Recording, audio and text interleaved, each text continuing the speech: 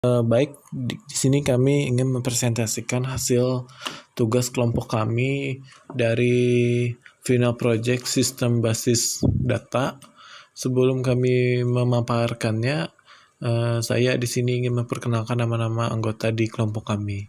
Yang pertama yaitu ada Alvan Reza Maulana, yang kedua ada Ahmad Irgan Demara, yang ketiga ada Bill Trumpalangi, yang keempat ada Denny Irawan, yang kelima Raymond Agustinus, yang keenam ada Rico Stevenson.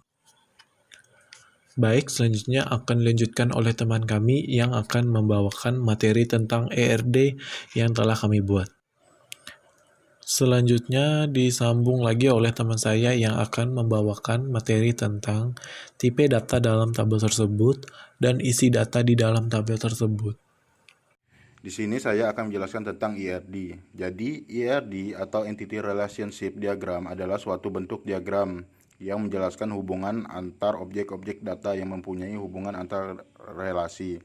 ERD digunakan untuk menyusun struktur data dan hubungan antar data, dan untuk menggambarkannya digunakan notasi, simbol, bagan, dan lain sebagainya. Di sini kita memasukkan coding CMD, yaitu kita masukkan barang, karyawan, konsumen, pembayaran, dan servis. 5 itu kita masukkan dulu, lanjut ke kode karyawan, dimasukkan nama karyawan, status. Lanjut kode barang, nama barang, dan harga barang. Nah, di sini codingan hasil CMD yang dari ERD ini kami mendapatkan ya inilah hasilnya. Terus lanjut ke slide berikutnya. Kita masukkan ID konsumen, nama konsumen, merek kendaraan, keluhan.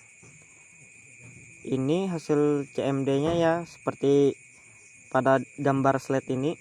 Lanjut ke ID service, ID konsumen FK, tanggal servis, merek kendaraan, tindakan, dan keluhan.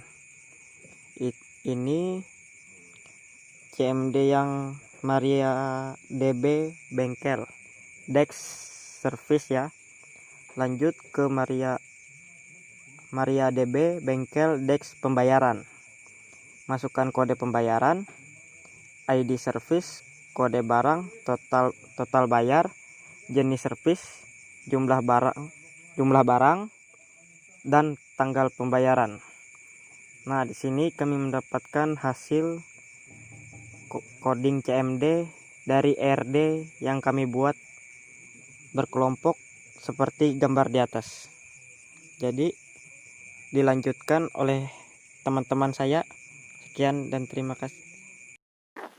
Kali ini saya akan membawakan materi selanjutnya dari teman saya yang sebelumnya, yaitu saya membawakan materi tentang pengisian pada tabel. Di sini kita menggunakan perintah insert into nama tabel, kemudian nama kolom yang ada pada tabel tersebut, dan juga perintah values. Contohnya, di sini saya mempunyai sebuah data yang akan saya masukkan kepada tabel tersebut.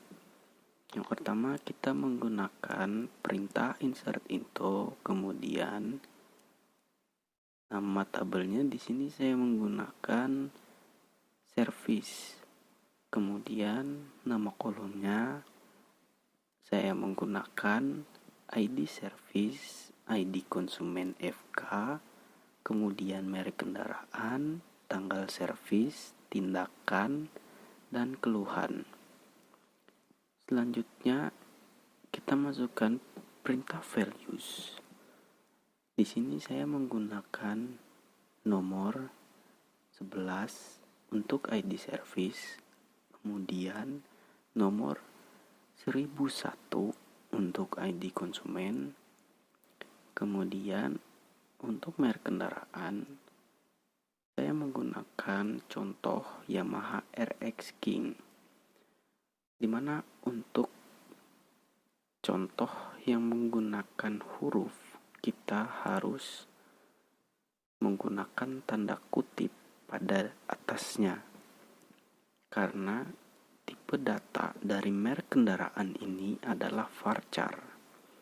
Selanjutnya, untuk kolom tanggal, kita juga harus menggunakan tanda kutip. Tetapi di sini tipe datanya berbeda.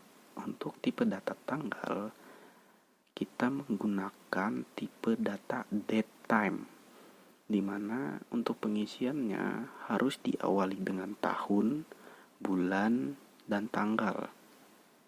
Kemudian selanjutnya untuk data tindakan, saya menggunakan contoh ganti kampas rem lama dengan yang baru. Karena tipe datanya varchar, kita menggunakan tanda kutip di atasnya.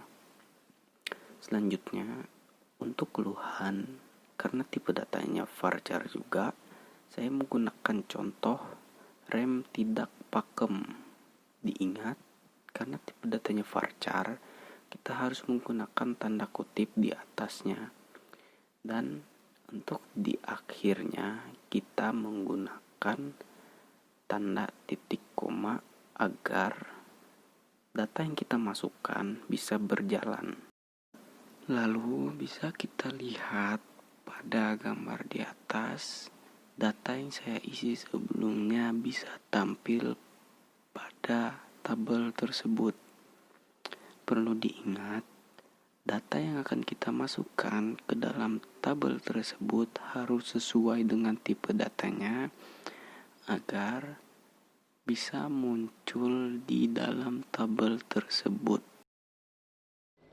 Jadi, kesimpulan dari final project kami adalah manajemen bengkel adalah suatu proses perencanaan, pengorganisasian, kepemimpinan, dan pengendalian suatu tempat merawat dan memperbaiki mesin atau peralatan lain.